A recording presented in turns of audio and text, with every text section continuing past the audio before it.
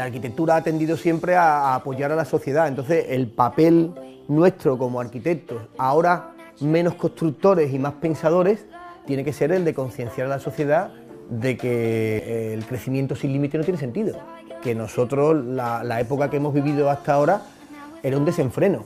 Ese marchamo de élite selecta que piensa en la arquitectura para otros no tiene sentido. Nosotros, si alguna vez hemos hecho arquitectura, digo nosotros, el gremio arquitectónico, ¿no? Si alguna vez hemos hecho arquitectura sin pensar en el usuario, hemos hecho mal, ¿no? ¿Qué sentido tiene hacer arquitectura sin pensar en la persona que lo va a habitar?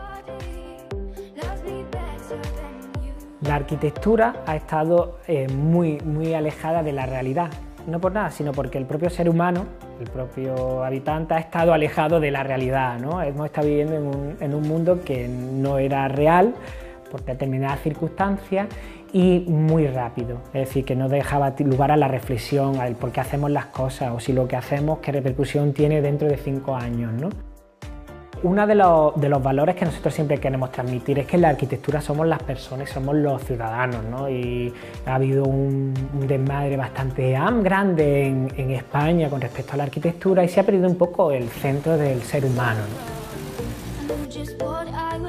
Lejos de la concepción elitista y ajena a la realidad que en ocasiones se ha tenido en el mundo de la arquitectura, lo cierto es que a día de hoy esta disciplina atesora un enorme poder como herramienta de cambio social.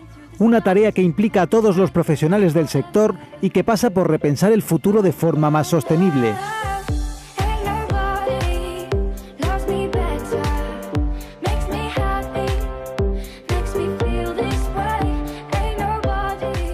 Lo que tradicionalmente se ha venido llamando arquitectura vernácula o arquitectura solar pasiva, era toda aquella arquitectura que volvía a los principios del lugar entendido como contexto, en su doble acepción, digamos, cultural y climática. Lo que ha ocurrido de hace 10 años a esta parte, a mi modesto entender, es que toda aquella labor que habíamos realizado muchos pensadores, filósofos, historiadores, arquitectos, ingenieros, etcétera, etcétera, etcétera, postulando a favor de retomar la arquitectura vernácula y solar pasiva, acompañando, que no en contra de la tecnología, eso ahora se ha vuelto a tener en cuenta. ¿Qué aporta el término sustentable? Como todos sabemos, lo que aporta es que aquello en lo que se piense, en este caso la arquitectura, sea posible trasladarlo a generaciones futuras y no hipotequemos el futuro de la humanidad.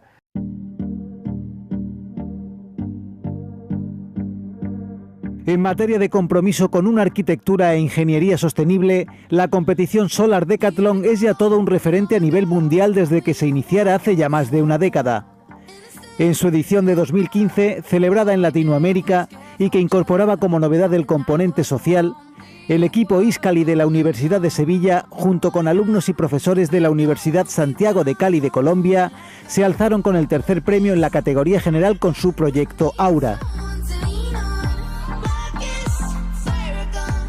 En otro Solar Decathlon estamos hablando de que se construyen viviendas para quizás una familia acomodada, pero en este caso estábamos hablando de que el objeto del concurso era construir vivienda social para una población de estratos bajos de Colombia que decían que podían vivir o sobrevivir más bien con $2 o $3 diarios.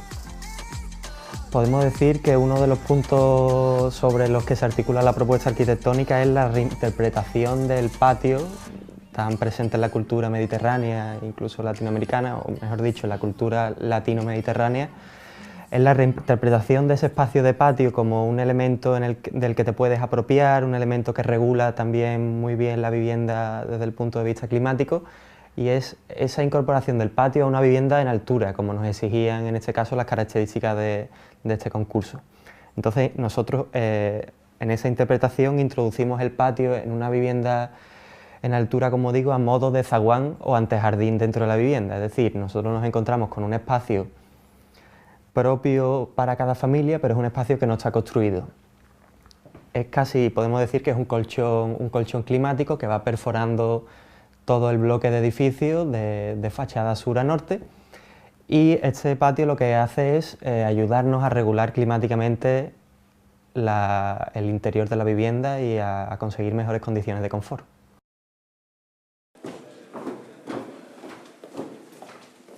De tal manera, lo que se intenta con esta experiencia es aunar el conocimiento teórico, el práctico y el made yourself. Es decir, que el propio alumno es el que piensa en el proyecto, elabora una documentación técnica, ideogramática, proyectual, etcétera, etcétera, y lo construye con sus propias manos.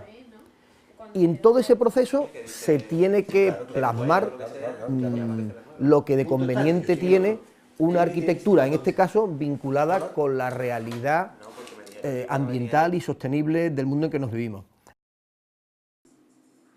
La explosión mediática y social que tiene este tipo de concursos, este tipo de iniciativas, atrae a un público que no solo son técnicos, ni son arquitectos, ni son ingenieros, sino, bueno, y eso sin duda nos parece fundamental, porque es una forma de acercar la arquitectura a todo el mundo, que muchas veces parece que está un poco ajena a lo que pasa en la sociedad, y por otro lado, pues este tipo de proyectos, nosotros pensamos que son una oportunidad magnífica para empezar a mostrar o para seguir convenciendo de que este tema de la arquitectura debe ir por la preocupación por el medio ambiente, por la preocupación por la sostenibilidad.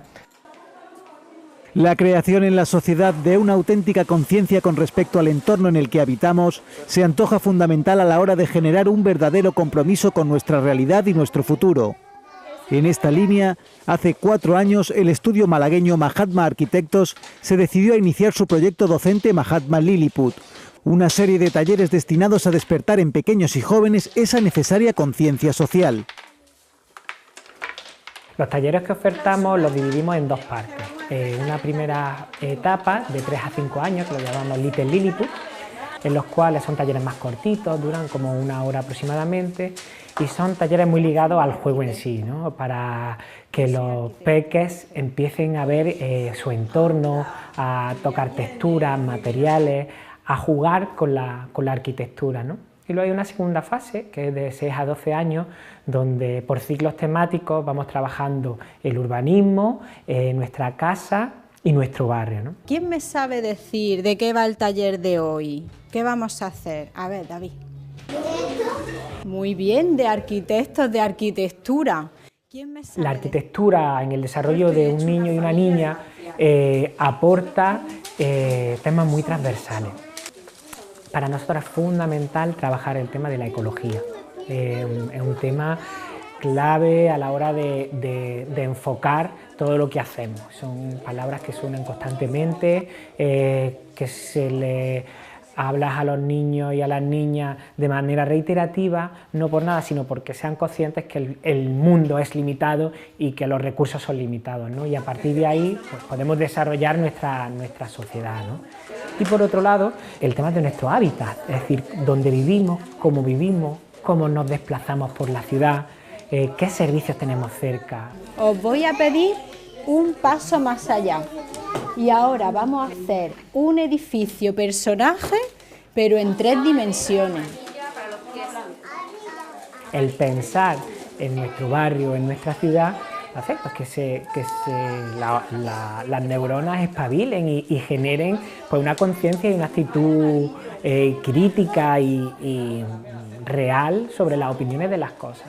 Una de las cosas que vemos muy importante en el desarrollo de los niños a nivel cognitivo es la traslación de los materiales que podemos utilizar, ¿no? Es decir, aportamos materiales que ellos no están acostumbrados a trabajar, de textura, de colores, de forma, de transformación, que lo que hacen es amplían su paleta, digamos, de utilización luego cotidiana. Lo que nos interesa es ese hábitat en el que el usuario desarrolla su vida. A nosotros tenemos que cambiar el nombre de arquitectura por aquello en lo que el hombre se mueve y no destinar la arquitectura solo a los arquitectos, sino al propio usuario. Antes los arquitectos decíamos que hacíamos arquitectura no la que quiere el cliente, sino la que yo creo que quiere el cliente. Pues entiendo que no, el cliente quiere lo que quiere, quizás no se exprese con términos arquitectónicos ni falta que le hace, tú eres el traductor de esos sentimientos, ¿no? Y hay que construir para las personas las personas que lo habitan o que lo trabajan. Y para eso hay que contar con esas personas, si no, no tiene sentido. Aquí en Málaga tuvimos hace un año un ejemplo muy claro. Se construyó una plaza muy cerquita, aquí en el centro, que la verdad que no era del gusto de los vecinos, no cumplía las expectativas ni las necesidades de los vecinos. Bueno, distintas asociaciones del barrio y arquitectos y profesionales independientes hicimos una serie de reclamaciones desde la misma plaza, y el ayuntamiento se dio cuenta que se había equivocado y que tenía que rectificar, ¿no? Y que tenía que hacer una plaza contando con los vecinos, que al final son los que lo van a utilizar. Un año después se han hecho esas reformas y la plaza es la plaza más viva del centro de Málaga para sus habitantes. Yo creo que este tipo de arquitectura que se hace en estos concursos es una arquitectura que intenta entrar en contacto directo con el usuario, con la población a la que va a ir dirigida el proyecto y la arquitectura. Parece que es una arquitectura más cercana, que en cierta forma pues intenta habitar el mundo, no quizás como se ha hecho en estos años atrás, un poco una arquitectura que solo se miraba a sí mismo, muy endogámica, que casi que te metías en una burbuja, ¿no?